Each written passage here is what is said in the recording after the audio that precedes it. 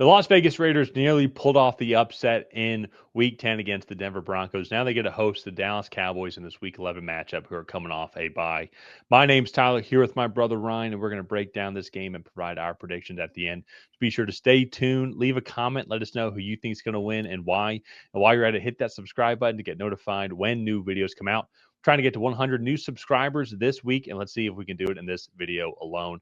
And Ryan, before we get into this here, our thoughts and prayers go to the family of Marshawn Nealon. We are thinking of you all, and we wish you all nothing but the best during this tough time. And Ryan, with all that being said, though, now there's still a game that needs to be played here. Dallas Cowboys, they have been a surprise overall this season. I think that there is still a path for them to make the playoff, especially just how explosive this offense has been. Defense, we'll get to that in a second here, but they are offensively one of the top offenses in the league, fourth in total yards. Fourth in total yards, third in passing yards, 13th in rushing yards allowed. And the thing to me, I think that has been a big difference overall is they are seventh in sacks allowed, only 15 sacks allowed. I think that also is a good indicator as well to their improvement in the running game. And to me, it starts with this really impressive and young offensive line. And this is where I know Cowboys fans, and I know it's tough, Micah Parsons being traded his way too. We're recording this during Monday Night Football now during a defensive juggernaut. 3-0 game with 11 minutes left in the fourth quarter. Let you know exactly when we're recording this. But super impressed with this offensive line. And it's scary too because they're so young. And I think Jerry Jones, props to him, he knew, like, hey, for us to be really successful, we got to make sure this offense is as good as possible. And we're going to have to be paying these guys here soon because there's a lot of first-round picks here. And I think that's a big credit overall to them and the improvement in this running game, which has opened things up too as well. And then you go and trade for George Pickens as well too. So this offense is exploding. Now, on the flip side, though, let's go look at the defensive numbers here. 31st in total yards allowed, 28th in passing yards allowed, 28th in rushing yards allowed, and then only 20 sacks on the season, which was kind of expected. That being said, there have been some bright spots as well, too. Guys like Donovan Ezaraku has had some moments as well. He's still got Jadeveon Clowney that's there as well, too. I mean, so there's still some guys that are producing. It's just not an overall just good performance defensively. But luckily for them, though, the Raiders, they've really been struggling offensively just throughout this whole year. I mean, Brock Bowers has missed the majority of the time when he's been back. He has been well. He got shut out against the Broncos, but that's kind of to be expected. I would expect him to have a much better performance overall here, I think, against Dallas. But Ryan, I want to throw it over to you here. When you think of both of these teams, both Dallas and Las Vegas, especially to Dallas, definitely seemed like there's more of a path to the playoffs than the Raiders. What have been your overall thoughts on the teams, and what do you think each team needs to do to be effective in this Week 11 matchup? Yeah, I mean, let's start off with Dallas. And to me, I think this team, they have kind of been this year's Cincinnati Bengals. I think we've said that in a couple of videos where they can't really do anything on the defensive side of the ball. I don't know whether it's scheming or just the overall talent on the team as well, whether they're just kind of in a turnover year with the defensive talent. Forgot to add too, they did trade for Quinn Williams during this bye week as well. Yeah. Forgot to add that. So I'm very curious to see how that goes in this game. But sorry, continue. And so I'm curious to see that as well. They also added Logan Wilson via a trade too.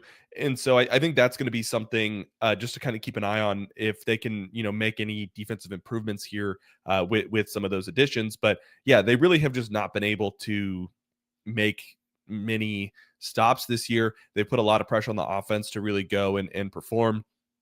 And offensively, they've been really good. Yards wise, statistically, they've been awesome.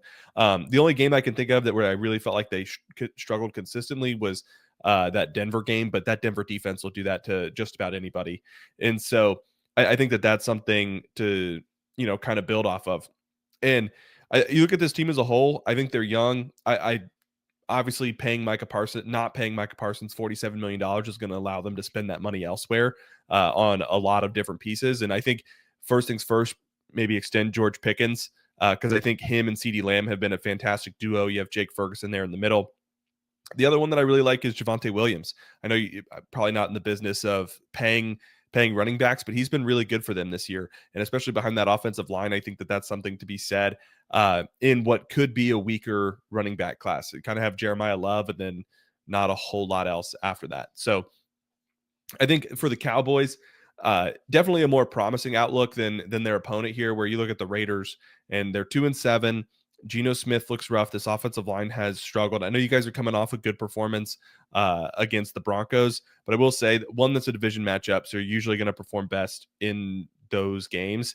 And also, two, they were playing in a wind tunnel, and it was just so hard to do anything with the football through the air. And it was just, a short week. Max Crosby is still an ultimate game wrecker, but other than that, there's just not a whole lot on that team to go and do much with. So, I want to be more promising about the Raiders, but they're just kind of in a tough spot right now with the talent that's on their team and trying to translate that to wins. Well, and as well too. So they're already without Colton Miller as well too for the season, and Yeah. then now even too, it's being reported that Jackson Powers Johnson's probably going to be out for the year as well. So he's definitely at least going to miss this game. This is where there's going to be question marks for Dallas on just how Quinn Williams is immediately going to gel in. But I think in general, though, and not in the Dallas Cowboys locker room or understand the defensive scheming. And to be fair, I don't think the defensive players for Dallas have understood the defensive scheming so far up to this point in the year. If you look at their statistics. But that being said, though, Quinn Williams coming in though, and it is, if you're a defensive line guy, it's much more complex than this. But it is kind of like a see ball, get ball type of thing. Like, especially for defensive tackle, there might be a little bit more complex than like an edge rusher with stunts or certain plays. You have more Or run stopping discipline as well. Like, potentially, yeah. And so trying to keep your eyes on the quarterback downfield, see where the ball's going while you might be getting double teamed as well too. So I say all that. That being said, though, too, it should be a pretty easy transition, and with a guy with his caliber overall, I think it's going to be a big boost to this team. And so I'm very interested just in this game in general, just on how the defense all meshes together. How is Logan Wilson going to mesh together as well too in this linebacking room? That's going to be a little bit more complex as well. Because there's a lot more communication that needs to go on there, and just making sure that he's going to be good to go. Maybe he's on a pitch count here for this game, just so you can understand their system a little bit more. Comes in on maybe certain select plays. But I say all that though too is because there's still avenues I could see where the Raiders can exploit them. Because still, we don't know how Quinn Williams is going to do. That being said, though, it's like so far up to this point, you can run the ball against Dallas really kind of whenever you want. Brock Bowers, I think, is going to have a good game overall. He's really the kind of their main weapon. yeah. They did pick up Tyler Lockett after he got dropped, but in general, though, a bunch of younger guys that are still learning how to go. It's and I think too, just in general, well, it's like Geno Smith, obviously his stats not playing well, but to be fair though, and he's a below average starting quarterback in the league. But to be fair though, it's not like the Raiders are really setting him up for success. This almost seems like this is a gap year going into this next year's quarterback class, where they're going to pick their future quarterback, what it seems. But I think here though, so we talk all about that with the Dallas Cowboys defense, and then offensively then as well too, for Las Vegas, and I could see Ashton Jeanty and Brock Bowers having good fantasy days and getting their punches in, and Raiders maybe being able to move the ball. At the end of the day, though, I think what this game's going to come down to is how in the hell is Dallas going to stop this? Are the Raiders going to stop this Dallas offense? I just don't see. I just don't see how they're going to be able to do that. They did a good job against Denver, to be completely fair, but even too, if you go look at the Las Vegas Raiders stats, their average defense overall, 15 total yards allowed, 17th in passing yards allowed, 13th in rushing yards allowed. But at the same time, though, too, it's still though I think some of those performances are maybe a couple of lopsided performances as well too. Even if you go look at their performance from the other day as well too, only giving up 220 yards against the Denver Broncos team, kind of more of an outlier in my opinion. They definitely have had some games where they give up over 350 passing yards, or sorry, over 350 yards in general. And I think that's going to be the thing. This is going to be one of the more elite offenses that they've played, and I still just don't see. I just don't see how the Raiders going to be able to slow Dallas Cowboys down over a 60-minute period. And so for that reason, that's why I'm going to go with Dak Prescott and the Dallas Cowboys team. Really love what they've got going for them right now, especially with CD Lamb back healthy. But I think it was almost a blessing in disguise that George Pickens and CD and Dak Prescott could get some time together and have him be the number one option. Yeah. No, I'm also going to go with Dallas as well. I just think they're going to be the better team here. And like you said, uh, this Dallas defense, yes, has its issues, and it's one of the worst in the league. But this Raiders team, I don't think is that much better. And I think if Dallas can get a lead and make this Raiders team have to play a little bit more one dimensional and throw the ball through the air a lot more, I think that's just going to favor Dallas more and more. You're going to let Donovan Ezaraku and Quinnen Williams kind of pin their ears back and get after you. His offensive line, like you mentioned, is banged up. So I'm going to go with Dallas. I just, again, think they're the better team. So I'm going to score prediction. I'll say 38-28 will be the final score.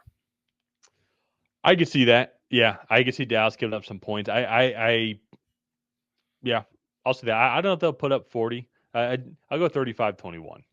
35-21. Okay. Dallas, I think, is going to be able to get a couple more stops. I think Quinnen Williams gets a little more comfortable in the second half, and then it's going to make things more one-dimensional for Geno Smith, and he's really only going to have Brock Bowers to throw to.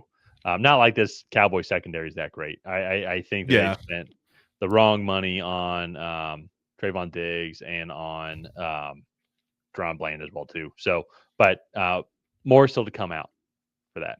Yeah. So with all that said, let's go ahead and wrap this one up here. If you guys have not already, please go ahead and like and subscribe. That is the best way to help out the channel. While you're down there, leave a comment on who you think is going to come out ahead in this matchup. Will it be the Dallas Cowboys? Will it be the Las Vegas Raiders? Other than that, we'll see you guys next time.